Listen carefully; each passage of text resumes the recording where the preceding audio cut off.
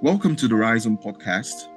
At Rhizome, we are passionate about fostering a positive, supportive, and fulfilling workplace.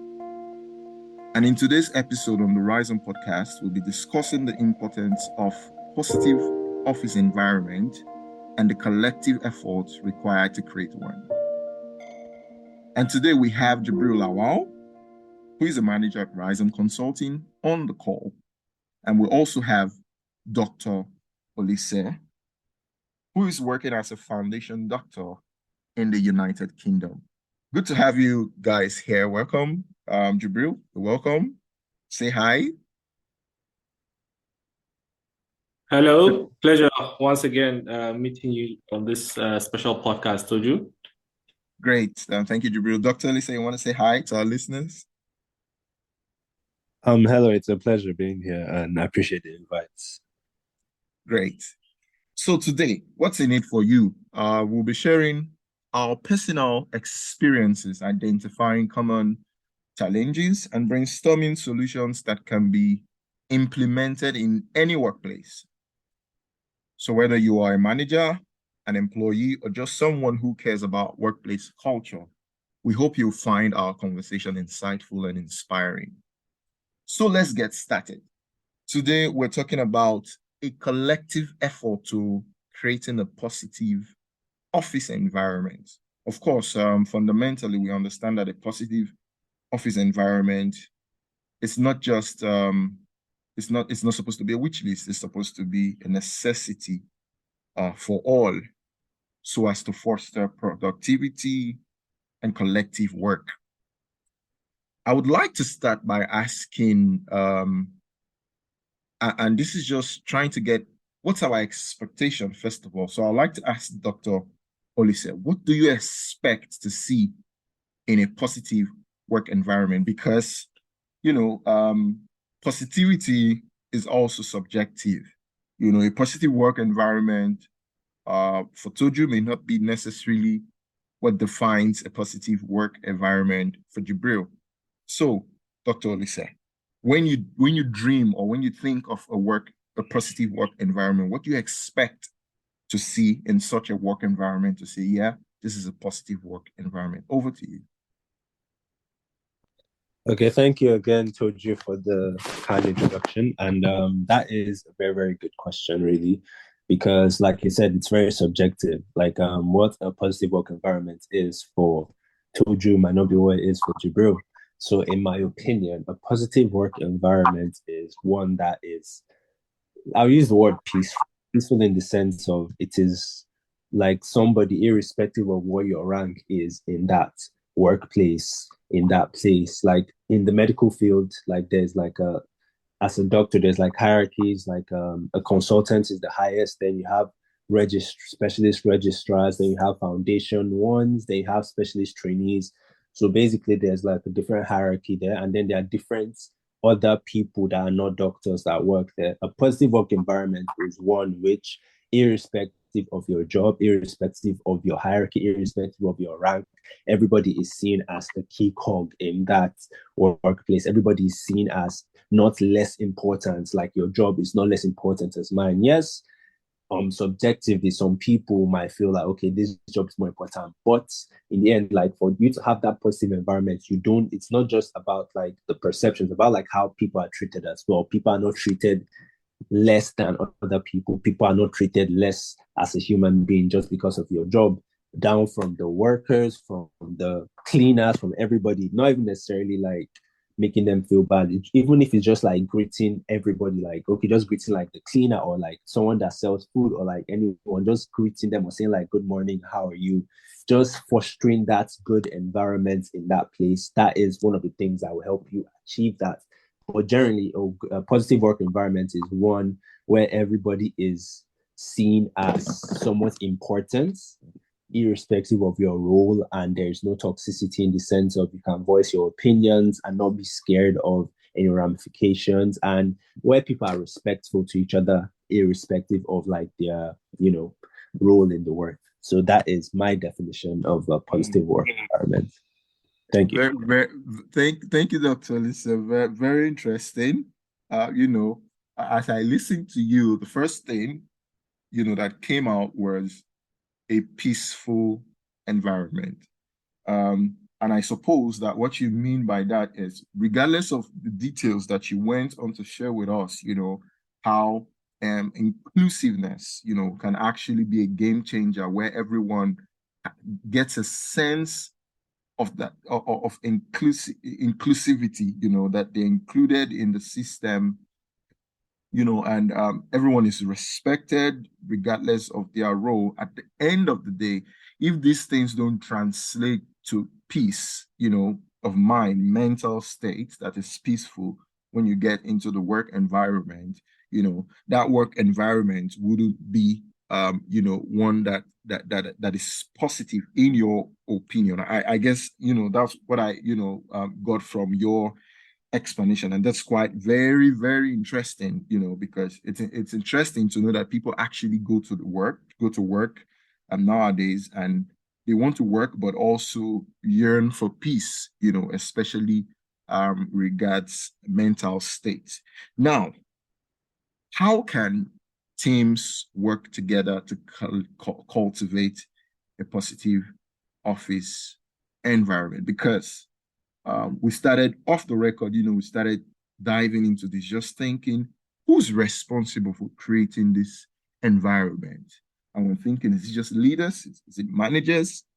Is it the CEO? Is it the big boss? Or does the steward have a stake in creating a positive work environment? So, Jibril, I'd like to ask what you think about, how teams can work together. And of course, this is almost saying that we think that it has to be a collective effort, even just looking at what we have tagged the topic up for discussion today. So we're saying, how can teams work together to cultivate a positive office environment? And what are some of the practical strategies for creating a culture of collaboration, support, and positivity, I beg your pardon, in the workplace? Over to you, Jibril. All right, thank you very much, Toju. So I think I would thank you very much, Dr. Lisi, for that. I think you captured it significantly. What is positivity? It may differ from a lot of other people, but a lot of the time it's majorly semantics, but we'll be all saying the same thing. So I will just pick up from the last part, which it all encompassing, talking about having peace at work. I will use the word in this the technical term, job satisfaction. Now, in any organization, every staff would like to be, they want to be valued, they want to, be recognized, they want to, know that, the work that we do on a day-to-day basis is regarded, regardless of our position. So, like Dr. Lisa said, whether you're a cleaner or you're the CEO or whatever role you're playing in that organization, you want to feel respected, you want to feel supported and valued. At the end of the day, that gives you that peace of mind and that job satisfaction. Now, how do we achieve that collectively? Now, and I like how Toju you coined the term, the collective, how do you create a positive environment collectively? What is the collective effort? I will start with some of the basic and most simplest form. One of them is just encouraging open communication. Due to the world that we live in now, as much as we're connected, virtually or through technology, most of the time open communication has been broken in an organization because we're mostly distracted or we're, mostly in our, phones, and we're more comfortable expressing ourselves through other channels than directly to our colleagues or our supervisors. So one of the things that I always encourage within an organization is we encourage open communication. Employees to express their opinions and ideas openly without fear of either being judged or being ridiculed or being seen as less less exposed or less having less understanding of the, organization. Whatever state you are or whatever level you are in the organization, you should have that confidence. And the organization should encourage, individuals or employees to express themselves and communicate openly. I think that's one of the first basic steps that organizations should take, so that you begin to coin an effort towards collective, positive environment. Because once people don't feel the shame to express themselves, then they can share their ideas and they can provide deeper insight, and then it gives them that freedom and that peace of mind to know that, what, I have that window or that channel to be able to express myself without being judged, without being undervalued, or without being victimized because of my opinions, or because of who I am or what I say. I would like to share others, and maybe through simple things we've always said, things like, teamwork. So, always promote teamwork, make sure that at any time you are allowing people to collaborate, to share ideas, and that stems from, promoting open communication, because once you are able to communicate freely, then you'll be able to collaborate and work together.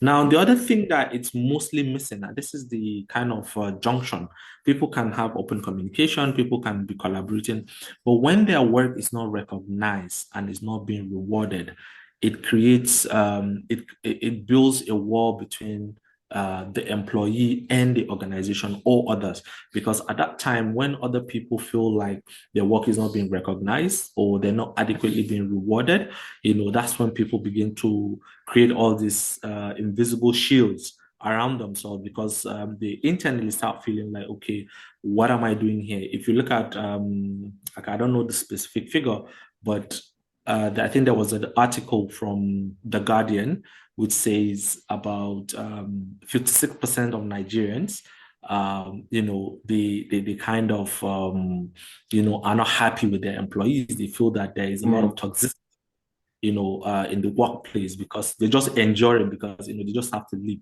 And this, if you look at it, is because most of the time people don't feel like they're being recognized for their work, or they're not being rewarded for the effort that they put into the work. So I always encourage, another step is to, no matter how little it is, achievements and, efforts should be recognized, and in some places rewarded. We can go down. I don't want to take much of the time thing, but we should all encourage work-life balance. We know how things, the world has eventually changed, whereby work and life is almost intertwined. We're either working on our phone or we're moving to work. So we always encourage any organization, and this is coming from a consulting background. One of the things we always preach to organizations is to ensure that they embed work-life balance. They should always consider people's lives when they're engaging them, as well as ensuring that there's work-life balance. So I think most of the other things that I'll discuss are already embedded in the 4 items that I have, mentioned. But collectively, the goal is to work collectively as a team, from the leaders, the supervisors, as well as the other staff, to ensure open communication, to recognize efforts, to also promote teamwork, and then to be able to emphasize on work-life balance, so that people can have, going back to Dr. Elise's statement, have peace of mind, and at the end of the day, have job satisfaction. So I think that would be that I would share. Right. Thank you so much, Drew. You actually started diving into a few things we'll look at the, probably at the end, where we start to explore what can I do, what can managers do, and then what can we do, But just to step away a bit from all of the theory and the strategies, and let's start to talk about our experiences. Of course, the idea is not to call names, reference a previous employer or a current employer, but the idea is just to share our experiences. So, Dr. Elise, what has been your experience with a positive and a negative workplace environment? So could you just share with us, something in the past, something that happened yesterday, Of course, like we said, the idea is not to call names or call brands, but just to share, to say, I was here before, I experienced this, just so positive, impacted my career or, my trajectory in this manner. Or on the other hand, I had this experience, with my previous employer or somewhere I'd worked or on a job I had worked in. And, it created that very negative atmosphere for me. So could you share with us, Dr. Lisa? Okay, I'll start with a negative.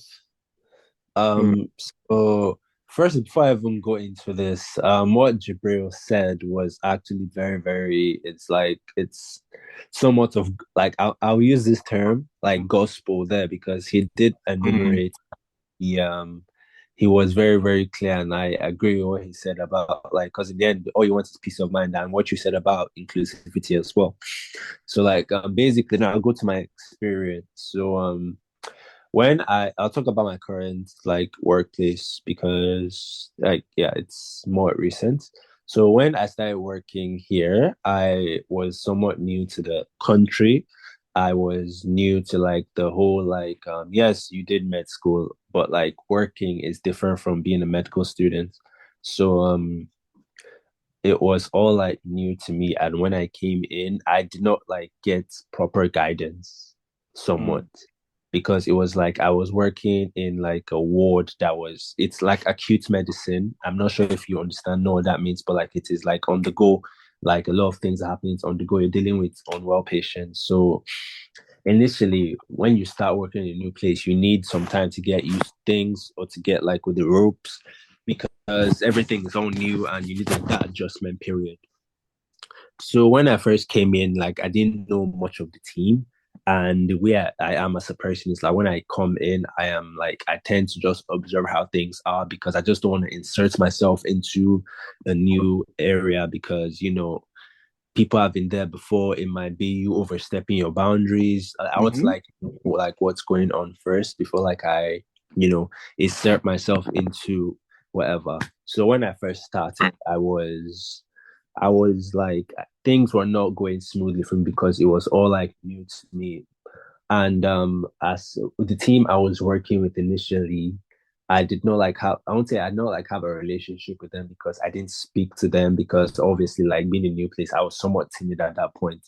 I didn't like speak to them. I didn't like I would do my tasks. Sometimes I would be slow in my tasks. Sometimes I wouldn't because in the end, like you're new to the place. You need that adjustment period. But the people I was working with at that point, they did not understand that, you need that adjustment period. You need that. They just expected me to, go in and just start working as effectively as, someone that is seasoned in that place.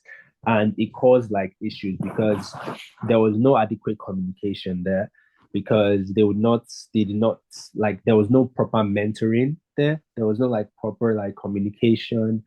And I like at some point I felt like I could not make a mistake because if you make a mistake, these people will start like looking at you in different ways, and it's made this environment that I was not exactly comfortable with. So it was not like the best environment, and I had to like in the end I had to end up involving like a superior there because they said some things and I was like, okay, that's not true. Like you people have not spoken to me about anything, and I'm new to this place. I didn't like because Dublin and UK are two different places. So I didn't graduate from the UK, so I don't know how the UK system works. And you people have not like, tried to communicate with me or make me feel comfortable here. So like it was something that the one of the head doctors had to get involved with, and like he understood where I was coming from. And then there was a meeting with the team.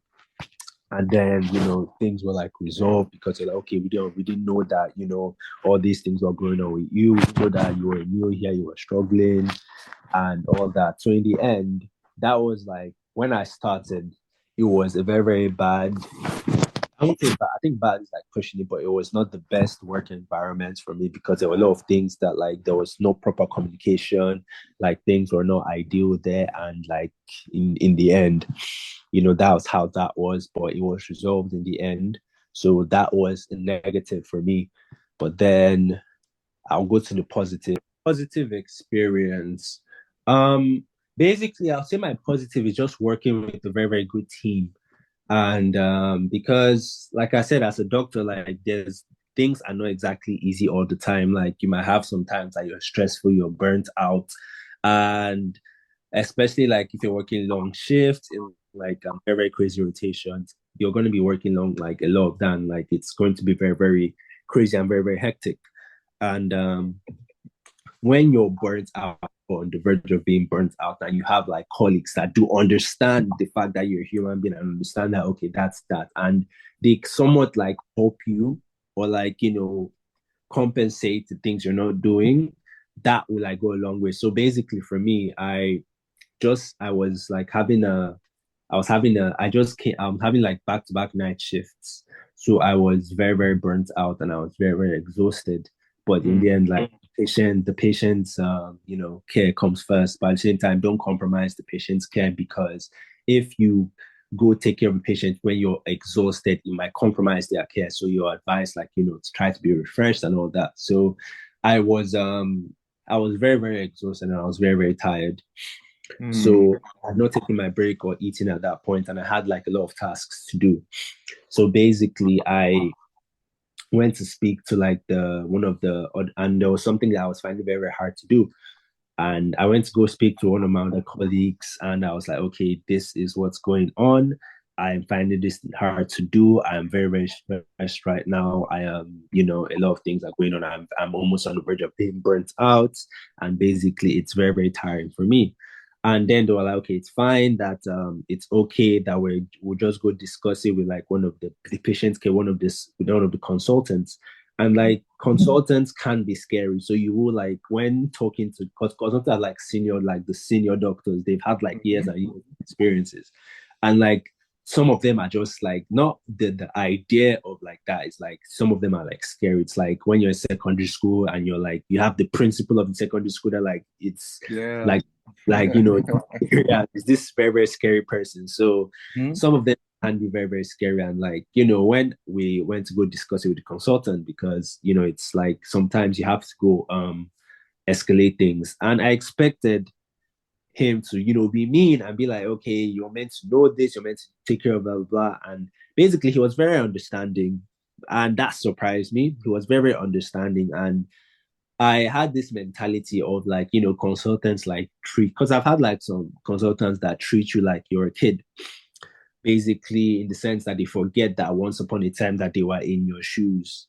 So these, like most of them don't, like some of them will not treat you like as a medical professional. They just treat you like, oh yeah, go do this, go do that. But this person did understand, took our opinions when we were talking about like a patient, and acknowledged the fact that he noticed that I was very, very tired, and he was like, okay, he told the other doctor I was dealing with, okay, if you're not too busy now, could you take over what he's doing right now? And he made me to go take a break, because he could tell that I was very, very tired and I hadn't taken a break. Because the kind of person I am, I won't be able to like relax properly if I have like things to do.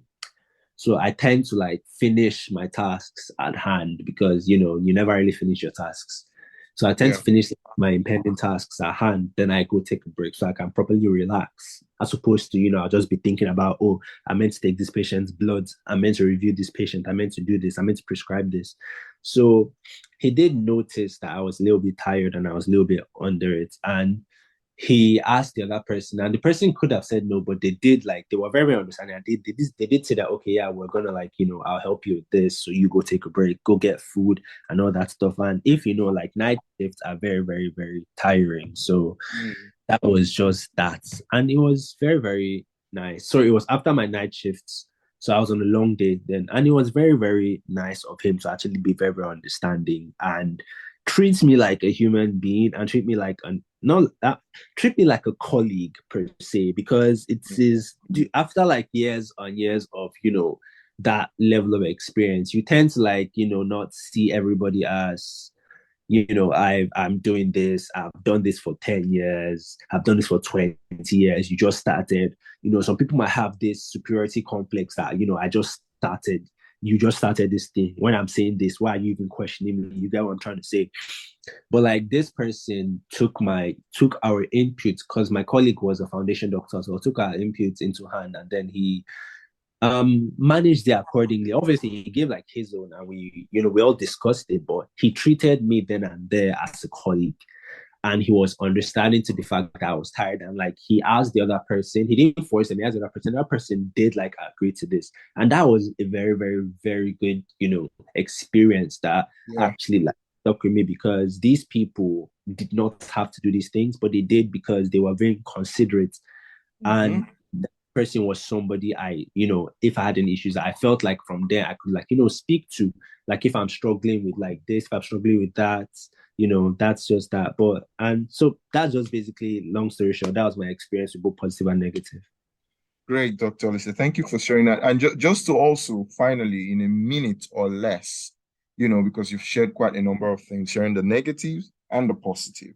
So if we look back at the negatives, right, or the negative experience, what do you think the leadership or those at the helms of our fair could have done differently, if in a way of highlighting, just to highlight 1, 2, 3 things, what would those things be, that you think leadership or those at the helms of affair could have done to save the moment, or actually to, in creating a culture of respect, inclusivity, and support?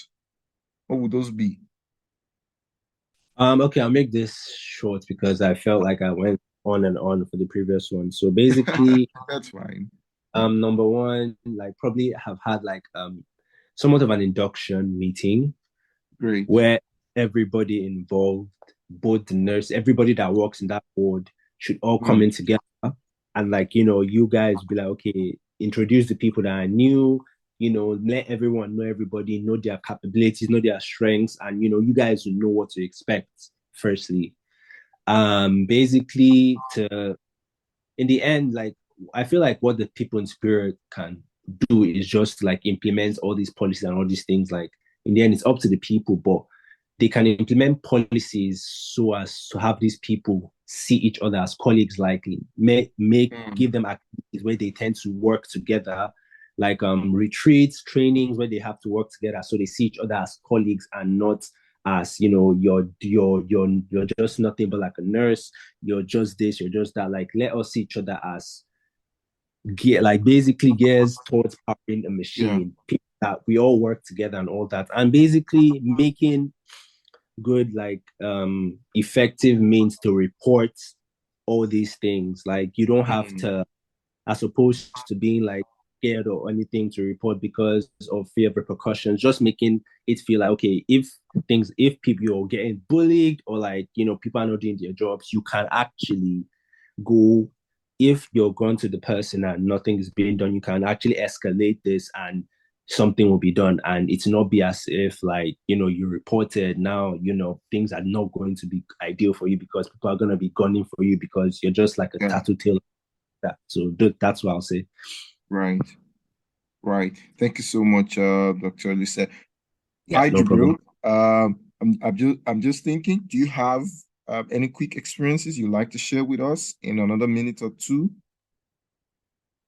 I told you. I think my experience is a bit different than Dr. Olise, and I would maybe try to just share one from the beginning of my career, because I come to be in consulting, so I see organizations every day, and I'm the one that is dealing from the other side of the window rather than being embedded in the experience. So most of the times, you experience certain things, but then you go into client organization and then you experience something else, and then that's when you begin to just make some trying to assess the situation.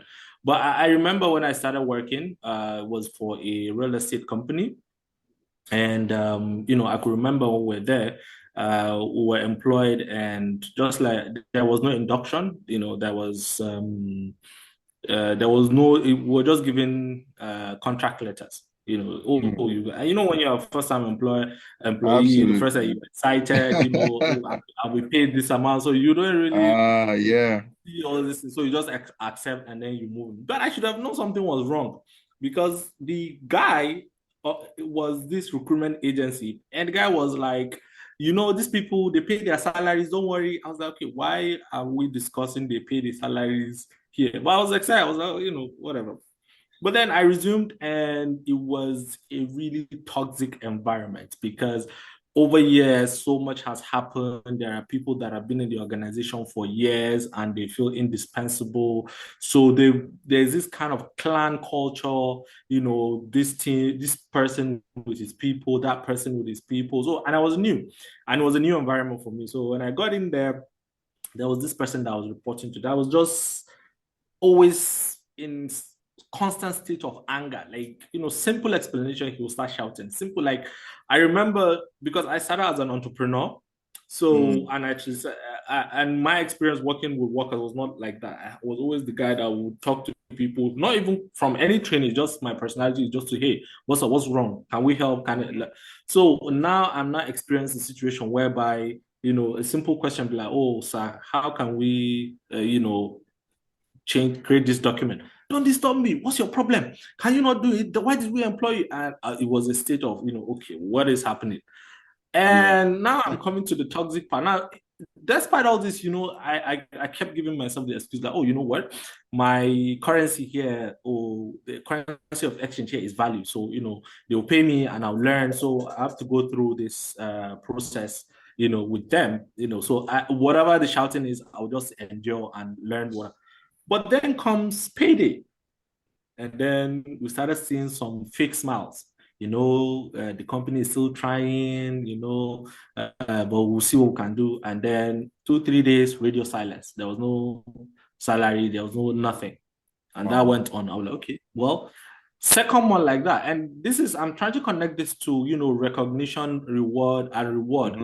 Because you can't create a pressured environment and then come back and try to give people excuses, or you don't even recognize their effort, but then you put them under this undue pressure and you create a toxic environment and you're expecting. So it kind of messed up my thinking of workplace until I left the organization, and then I came to Tapestry Consulting, which was the first consulting firm that I worked with. And then I saw a different experience. And this is the positive experience whereby, we had Monday meetings, we sit down, I talk to the managing partners directly, and they say, oh, why don't you try this? So it now, I was like, oh, yes, this is the workplace that I read of and saw and thought the work environment. So, and then I worked with Tapestry Consulting. I was a research analyst. So, and I was doing what I love, doing research, finding things, sharing with them. We're all always kind of, and then when seriousness comes, they'll be like, look, we need to meet this deadline. Everybody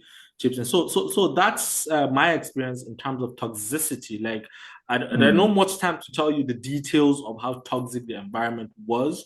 But, it was, I knew from the get-go that, all this, you need to have open communication. You can't be just insulting staff and, not recognizing their effort, or at long run now, not even compensating them or rewarding them for the work that they've done, so that's my experience, to be honest. And luckily I moved to a different organization, and from there I was able to now start experiencing teamwork. I was able to start seeing learning and development, because I saw that, okay, there was a even process of probation.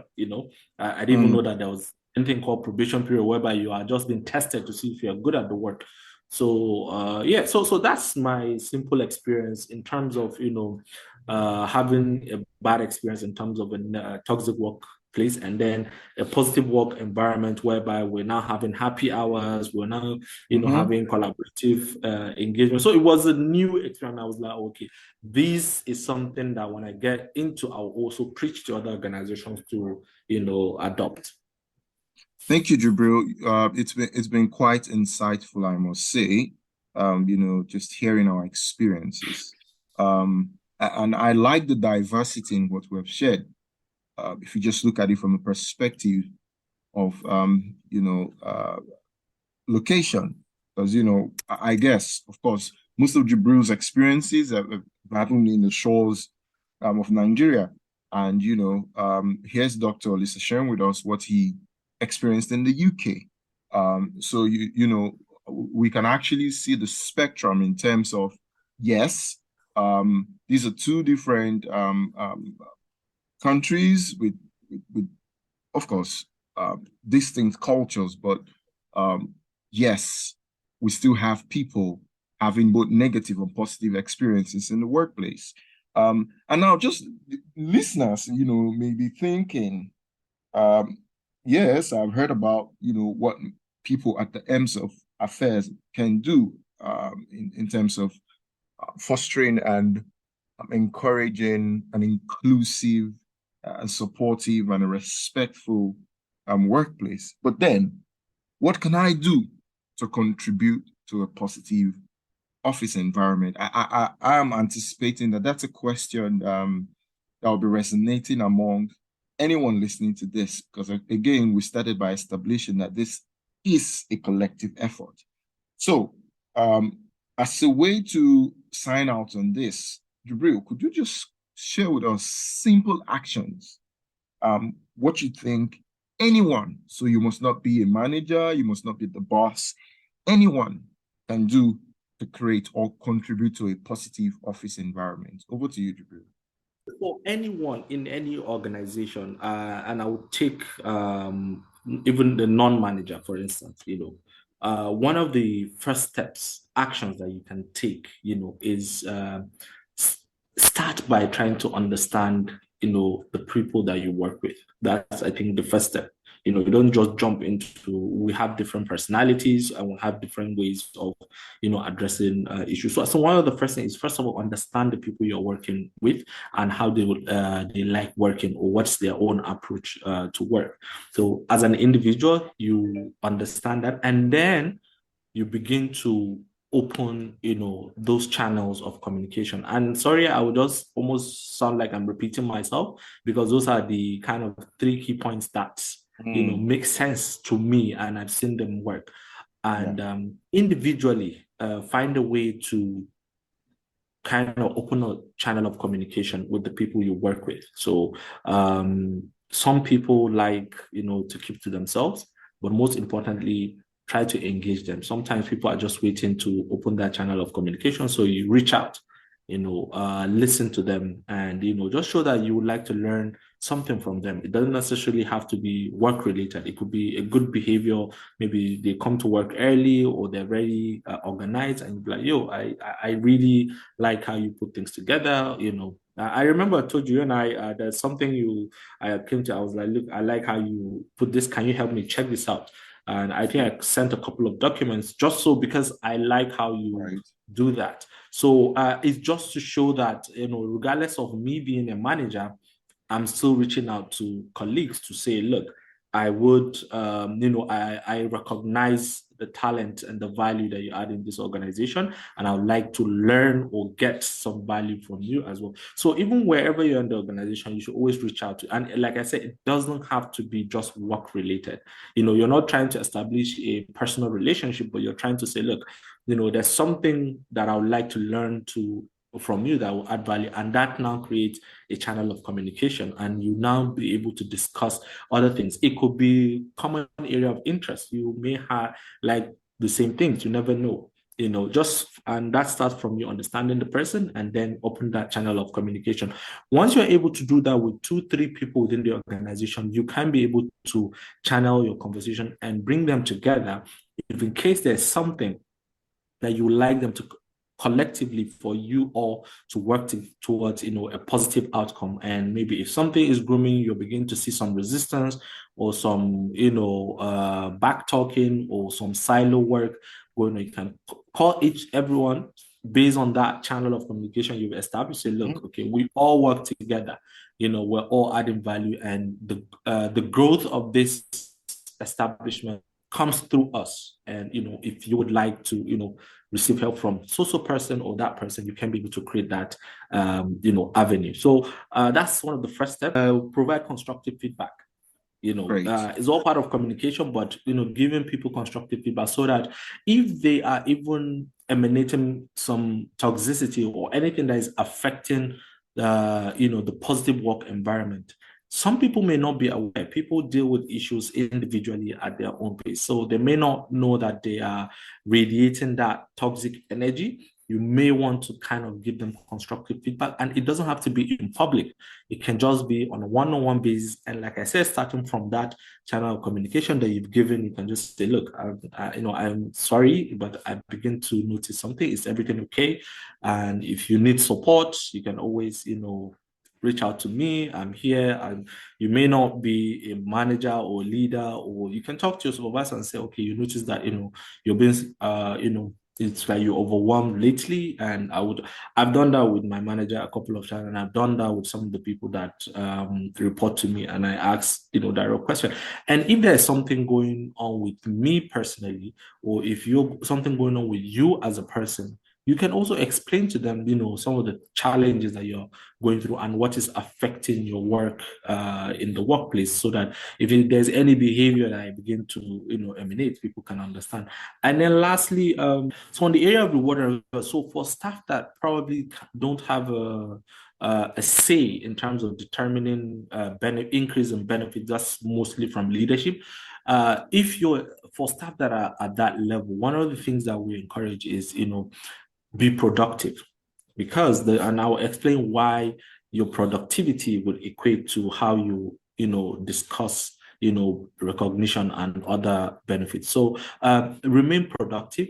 Ensure that some of the objectives that have been set, or some of the tasks that are given, there is some level of value add that you bring. So beyond just doing the work, you kind of add value to it. So if you're asked to just write a document, you just don't write the document, you make it well documented. If there are any spell checks, so your turnaround time speaks for itself, and also the quality of work that puts out speaks for itself. So, and you're not the type that you're always your back is always against the wall. You're trying to explain yourself all the time, and so on. So be productive.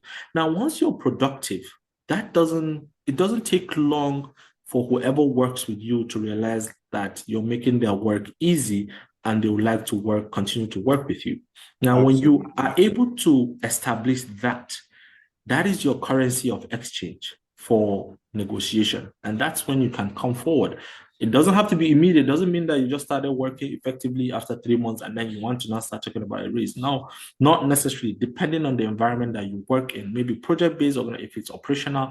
But at the end of the year, or at a certain time which you feel is very convenient for you to have that discussion, you can have that discussion with your line manager, or and it's a decent conversation. It's not a conversation that you are feeling entitled, and you'd be like, you worked for this time, probably a year or two, and you've been able to. And another fact is, what they say, what is not measured cannot be managed. So be able to quantify, and this is the HR analytic part of me talking, be able to quantify your productivity, not entitlement. There's a difference. Don't just say, oh, I've been doing this, I've been doing that. Everybody has been doing that. But what is your product? How often have you, and what is the turnaround time for the work that you put out? How have you been at work? Do you come to work on time? Do you close on time? What's your relationship with other staff? What's the quality of work? Is there so much error in your work that it comes back to you over and over? So you put those things in place, you quantify your productivity and see that, okay, if I am a staff of another organization, will I be a top flyer in that organization? If you comfortably say that, yes, I am, then you have that opportunity to engage your line manager and say, okay, I have been working in this organization and I've made efforts to ensure that my turnaround time has been almost less than 24 hours. I have almost the least rate of errors in my output. I am ensured that I'm here on time, and I also put in some extra time to ensure that we remain productive. And I'm aware that we've been able to increase in this area of production or in this area of output over a certain time period. And I would like to know,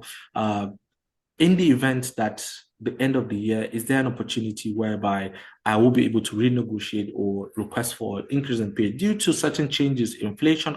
You construct the conversation in a way that you're not feeling entitled, but you are presenting your value and putting both the micro and macro factors together to justify and defend your position as to why you're requesting to be rewarded, for the work that you're being put in, and or to request for an increase or to even be recognized, depending on your output. If your organization has a reward and recognition system in place, maybe you are aiming for that employee of the month. Once the time comes and you're like, even communicate I'm coming early and I'm being productive because I want to maintain my position as employee of the month, and let that be known so that you're marketing yourself out there. So those are some of the things that I suggest people put out there, so that people create a healthy environment as well, a positive environment, not necessarily feeling entitled or pushing too much negativity into the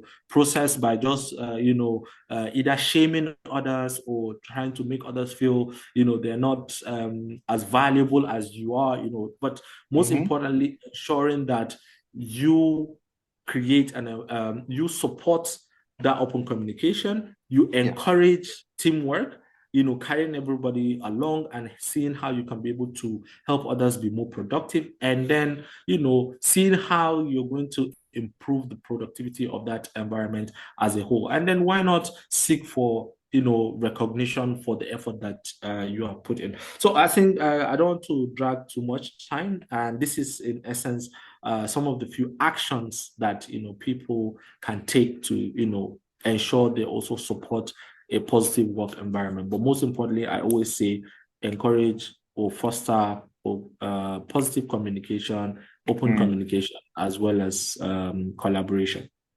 Thank you so much, Jibril. That was quite elaborate, emphasizing on the foundation of communication as it contributes to fostering a positive work environment. I'd like to say thank you to Dr. Olise and Jibril for joining us on the Rhizome Podcast today to discuss this very important topic, and as well as those listening to this podcast now. Thank you for joining our conversation about creating a positive office environment, and we hope our discussion has inspired you to take action and make positive changes in your own workplace, no matter your position. Establishing a positive work office environment will not happen overnight, but it is worth the effort. By working together, we can create a workplace where everyone feels valued, supported, and empowered to do their best work. So let's get out there and make our workplace the best they can be. Thank you for listening. Until next time, stay positive. Thank you.